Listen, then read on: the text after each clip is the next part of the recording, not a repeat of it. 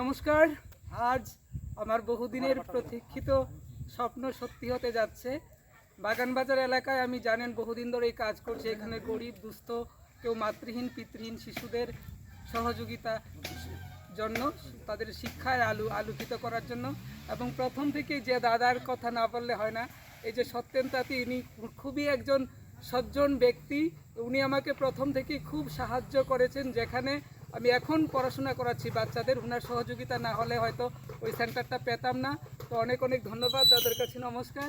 এবং আজকে দাদার সহযোগিতা, এই যে দেখছেন জায়গাটা একটু দেখাও, এই জায়গাটাই বরাদ্দ হয়েছে আমাদের এইখানেই গরিব দুস্থ বাচ্চাদের জন্য একটা আশ্রম বা শিক্ষা কেন্দ্র গড়ে উঠবে, যেখানে এই এলাকার সব যে বাচ্চারা রয়েছে, গরিব দুস্থ পরিবারের বাচ্চারা রয়েছে, যে বাচ্চারা এখনও কিছু কিছু বাচ্চা শিশু শ্রমের সাথে যুক্ত, তো তাদের জন্য এখানে রেখে আমরা ভালো করে পড়াশোনা করাতে পারি, তার জন্য এটা জায়গাটা দাদারা এখানে সবাই যারা যারা আছে সবাই মিলে সহযোগিতা করেছেন।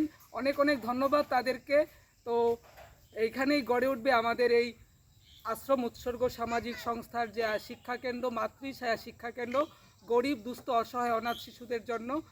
তো আপনারা সবাই পাশে থাকবেন এবং আমরা যেন এখানে এই এলাকার বাচ্চাদের সুন্দরভাবে মানুষ করতে পারি।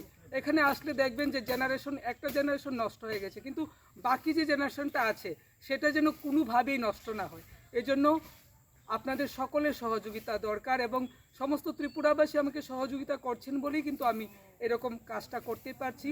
এবং এই এলাকার যে রয়েছেন তারা যারা যারা আমাদের সাথে রয়েছেন দেখতে পাচ্ছেন সবাইকে, তারাও বিশেষভাবে সহযোগিতা করছে।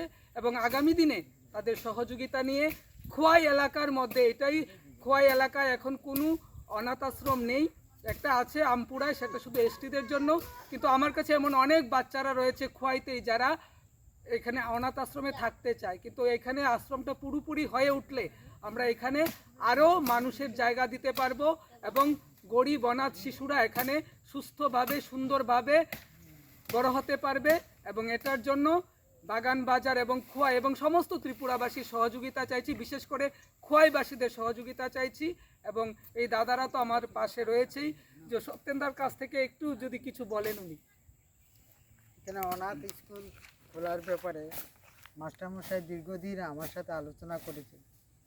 আমি সেই সুবাদে এই চা বাগানের অসহায় শিশুদেরকে পড়াশোনার জন্য উনি অনেক চেষ্টা করছেন, যার জন্য আমরা একটা সিদ্ধান্ত ক্রমে আমরা সবাই মিলিত উদ্যোগে আজকে এই জায়গাটা আমরা সিদ্ধান্ত করে এই জায়গাটা চিহ্নিত করে আজকে আমরা অনাথ শিশুদের জন্য মাস্টারমশাইকে এই স্থানটিকে আমরা উৎসর্গ করলাম। আগামী দিনে এই স্কুল ভবিষ্যৎ দেখাবে এবং আমাদের যে ছেলেরা মেয়েরা ছোটো ছোটো অসহায় বাচ্চারা এই স্কুলে পড়াশোনা করবে এবং নতুন জীবন গড়ে উঠবে বলে আমার আশা বিশ্বাস। তো আমরা আপনারা সবাই সমর্থন করেন, তো সবাই একটু হাততালি দেন। সবাইকে অনেক অনেক ধন্যবাদ আমাকে সহযোগিতা করার জন্য। এবং যারা যারা এখানে আছেন সবাই আগামী দিনেও আমার পাশে থাকবেন, সেটাই আমার দৃঢ় বিশ্বাস।